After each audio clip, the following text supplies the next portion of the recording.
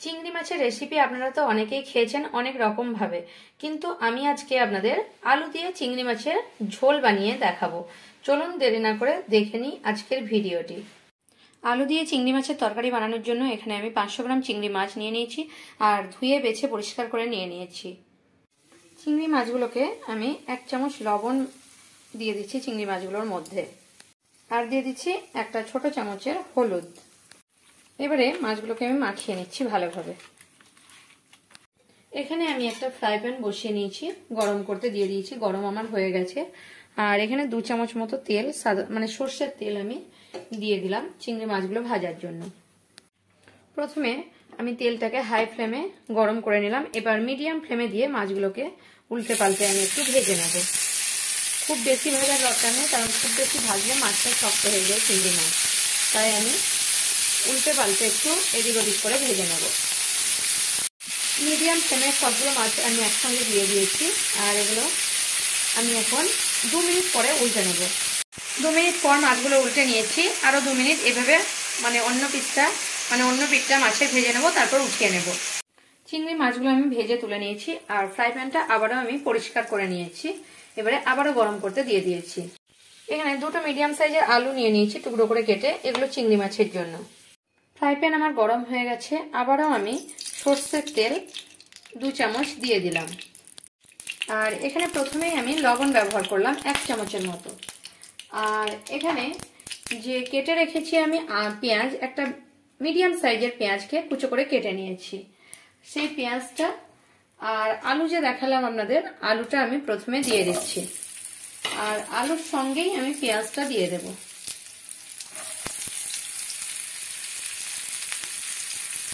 আর এখন আমি গ্যাসের ফ্লেমটাকে একদম লো ফ্লেমে রেখেছি, যাতে করে আমার পেঁয়াজটাও ভাজা হয়ে যায় আর আলুটাও প্রায় 80-90%, মানে পেঁয়াজের সঙ্গে 50% ভাজা হয়ে যায় বা সেদ্ধ হয়ে যায়।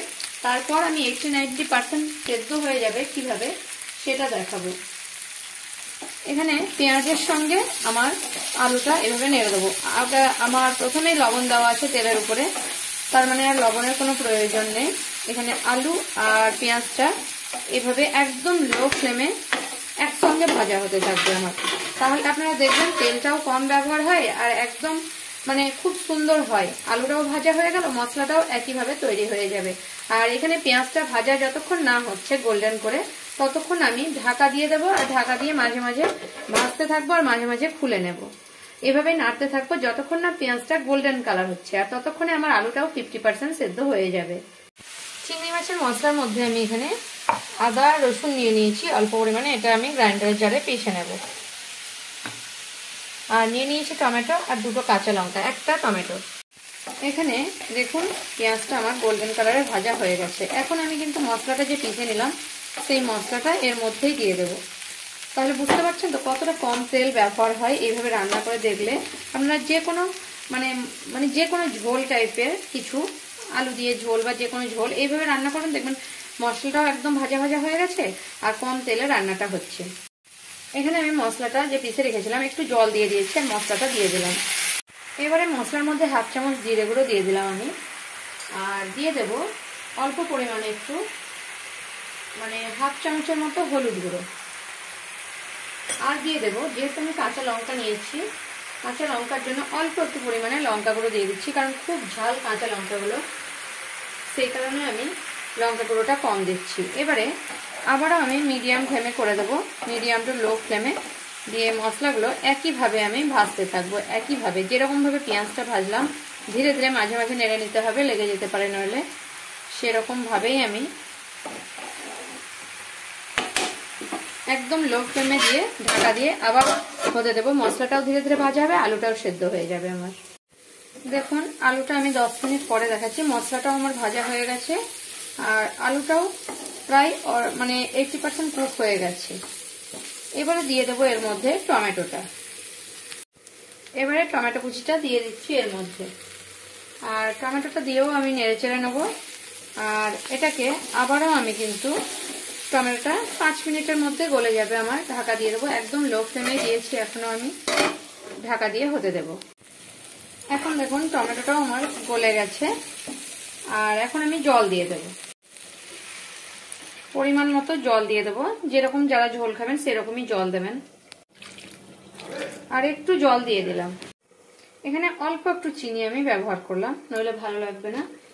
আর এটাকে ভালোভাবে নেড়ে নিচ্ছি এখন। আর হাই ফ্লেমে দিয়ে দিয়েছি, একবার ফোটা অবধি আমি অপেক্ষা করব এখন। এবারে ঝোলটা ফুটে উঠেছে, এখন আমি চিংড়ি মাছগুলো সব দিয়ে দিচ্ছি ঝোলের মধ্যে। আর ঝোলটাকে আমি চিংড়ি মাছটা দিয়ে মিডিয়াম ফ্লেমে দেব, এত হাই ফ্লেমে দেব না, মিডিয়াম টু লো ফ্লেমে দিয়ে 7 থেকে 8 মিনিট আমি ভালোভাবে ফুটিয়ে নেব। তাহলে চিংড়ি মাছগুলো ভালোভাবে রস ঢুকে যাবে আর সেদ্ধও হয়ে যাবে, আলুটাও আমার সেদ্ধ হয়ে যাবে। এভাবে মিডিয়াম ফ্লেমে রেখে আমি 7-8 মিনিট এটাকে ফুটিয়ে নেব। 7-8 মিনিট পরে আমি ফিরছি আপনাদের কাছে। আর এর মধ্যে যদি আপনাদের মনে হয় লবণের দরকার আছে, আমি দেখবো একটু লবণ যদি দরকার থাকে তাহলে পরিমাণ মতো দিয়ে দেব। আমার মনে হলো একটু লবণ দরকার আছে, তাই আমি হাফ চামচের লবণ আরো একটু অ্যাড করলাম এর মধ্যে।